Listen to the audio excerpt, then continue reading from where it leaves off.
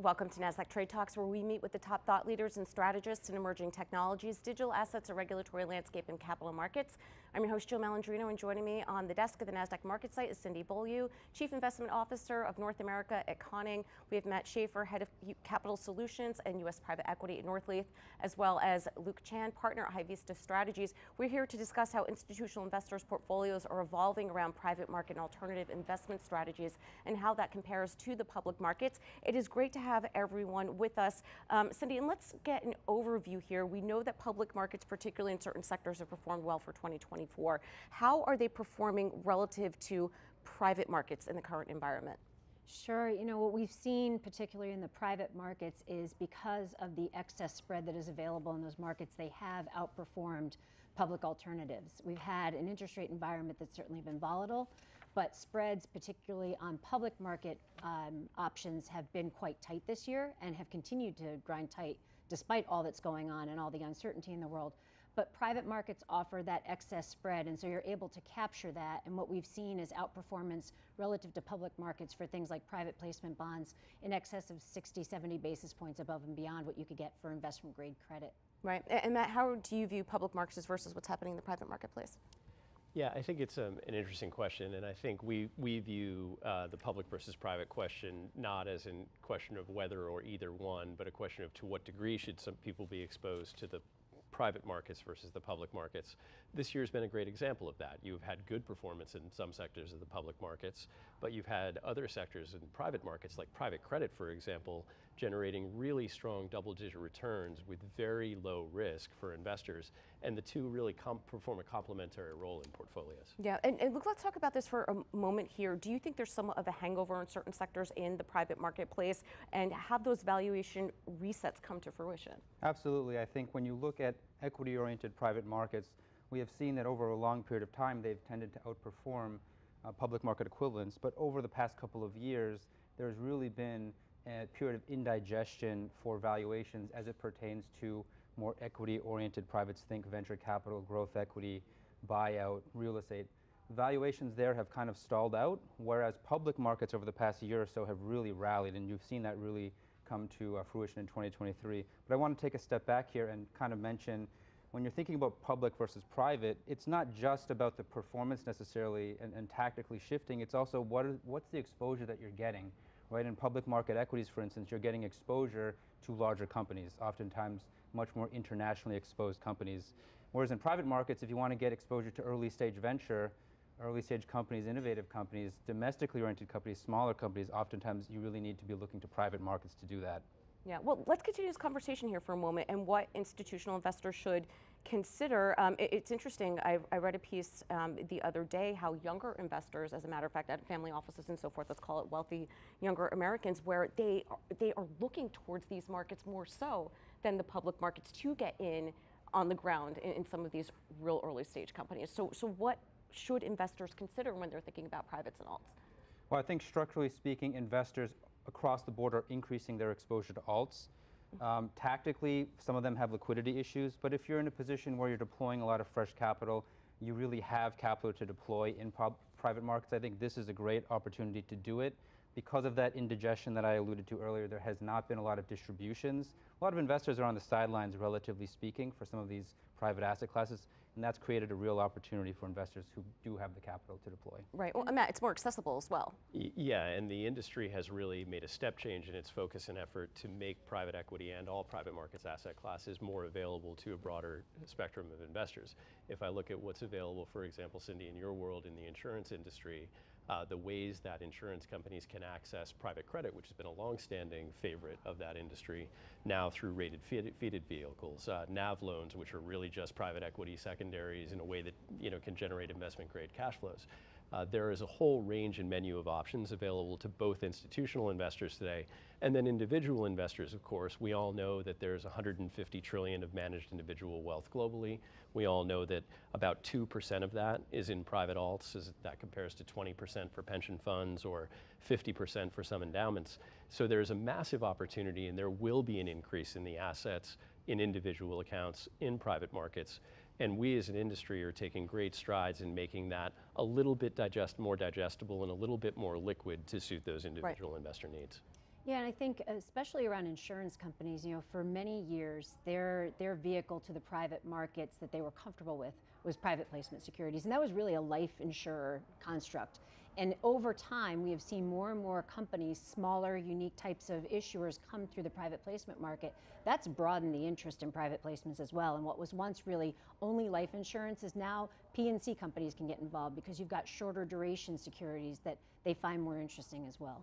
Well, insurers, endowments, they typically or have not been as invested in private areas of the market or alts. It seems as if that's opening up and they're allowing those types of investments to enter their portfolio.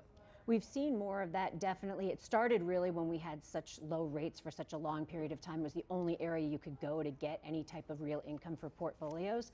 It's become more competitive now because rates have backed up to the level that they have, and so you've got public market alternatives that do compete a bit, but really we look at it as rounding out your entire portfolio. So you've got an illiquidity basket that's perfect for private placements, private credit, different areas of the alternatives in private space.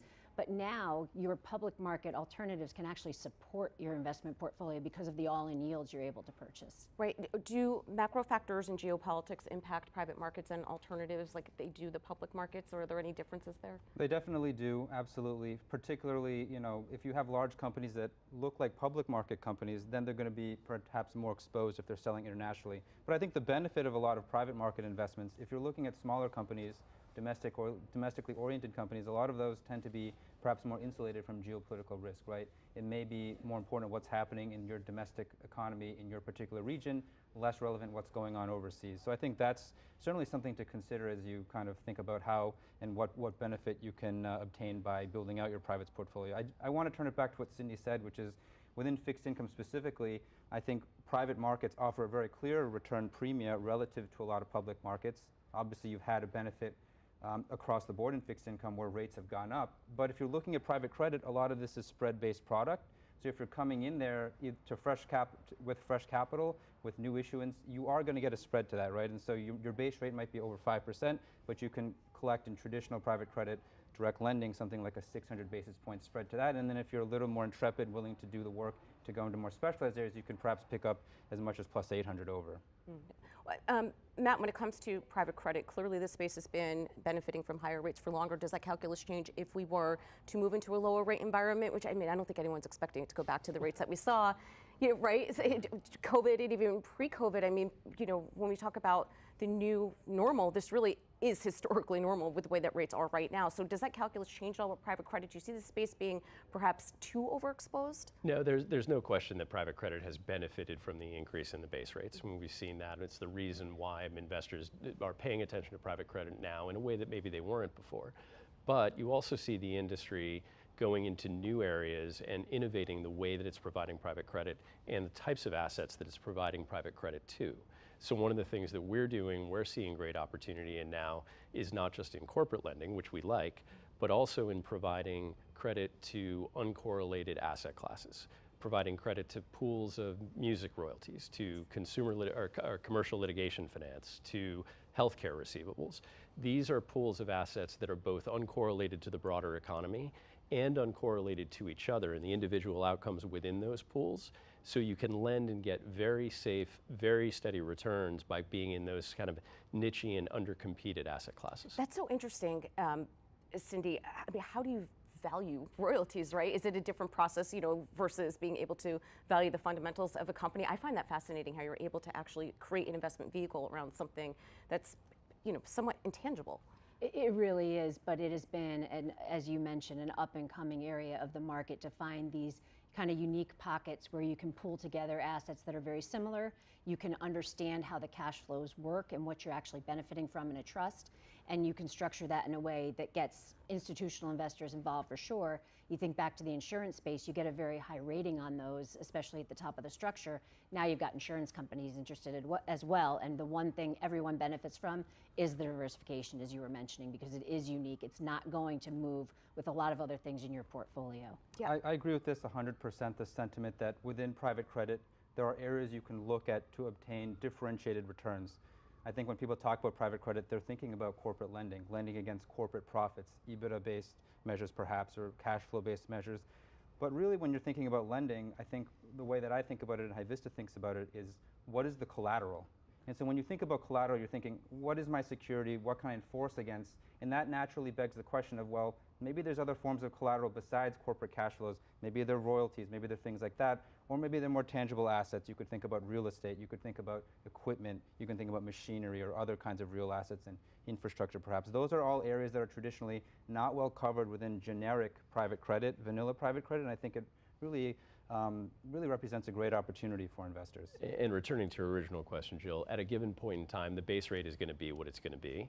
But these asset classes and corporate lending through private structures are always going to offer investors a really attractive spread over that base rate in a given environment, and that's ultimately what investors will be looking for. I mean, it's so interesting. It sounds as if institutional investors aren't even thinking of diversification as 60-40 anymore, but they're really looking at like true diversification through many different verticals and products. Well, I think the experience of 2022 taught a lot of people that the 60-40 portfolio maybe isn't the way to be. It's not the right way to be thinking about portfolio allocation. And both the public alternatives and the private markets have done a great job making a bigger toolkit available to investors. Yeah. And Cindy, you're nodding in agreement. I know I am nodding completely in agreement. And I think, you know, if we look at the world we sit in today and looking forward, I think it's pretty clear that we're left with a pretty uncertain environment for a while here, whether it's politically driven, geopolitically driven, macro environment, policy. It doesn't matter where you look, there is kind of uncertainty everywhere. And so that does kind of feed into having a very diverse portfolio that can benefit from a lot of different types of assets because they will all behave differently. And you're absolutely right. When correlations went to 1 in 22, that was an ugly place to be no matter where you were. And so the more income you can build into a portfolio, the higher rated it is, the better the structure is, the better off you'll be. And this uncertainty also creates opportunity. You know, Luke, you mentioned the indigestion in the private equity industry. Well, that creates a great opportunity. And in addition to uncorrelated asset-based lending, the other thing that our investors want to talk about right now is private equity secondaries. And private equity secondaries, there is an increasing realization by investors, large and small, that accessing mature private equity portfolios of quality at an attractive price consistently generates really good, almost statistically predictable returns. And we are also using secondaries as a way to democratize the asset class. If you think about the benefit of secondaries, diversification in every deal, access at a discount, the ability to get that quality from other LPs or access really high quality private equity owned companies. These are great ways for individual investors to access the private equity asset class. And so secondaries is really leading the charge of the democratization of private equity. Yeah. Luke, how's the regulatory environment evolving with this? Well, listen, I think the alt industry has clearly been very innovative over the past decade. We've seen a lot of new structures come to market. We've seen a lot of new strategies. Secondaries, for instance, is a strategy that has grown in prominence over the past few years. I would say that the regulatory dynamic has yet to fully catch up. Now, we've had a very significant ruling by the courts striking down the private funds rule recently.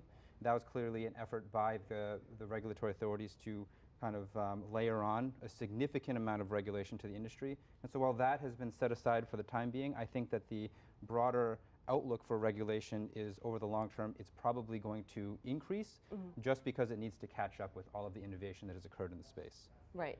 You don't realize that you need it until you need Exactly. it. And you don't, of course, Exactly. you know, regulation by enforcement has always kind of been a challenge for this space. Right, exactly, yeah. And you know, think about insurance companies, obviously a highly regulated part of the broader financial markets.